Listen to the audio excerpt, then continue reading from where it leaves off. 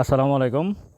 খান ব্রাদার্সের share কারসাজির দায়ে ৩ ব্যক্তির বিও অ্যাকাউন্ট জব্দ করা হয়েছে।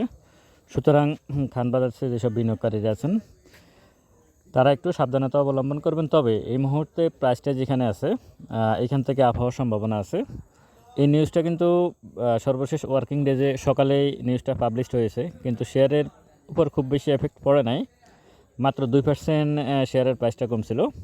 আশা করি এটা খুব বেশি কাজ প্রাইজের শেয়ারের প্রাইজের উপর খুব বেশি প্রবলেম করবে বলে মনে হয় না, যেহেতু এগুলা আসলে ট্রেডিং স্টক প্লাস গেমলিং আইটেম।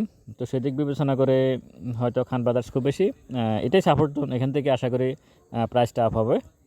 যেটা ব্যাড নিউজ, 3টা বিও অ্যাকাউন্ট ক্লোজ করা হয়েছে, এটা আসলে হয়ে গেছে। ওই নিউজটা হয়ে গিয়েই সে 2% কমে গেছে। আশা করি ঈদের পরে ভালো একটা মার্কেট দেখতে পাবো আমরা, প্লাস খান ব্রাদার্সও এখান থেকে আপ হতে পারে। ধন্যবাদ।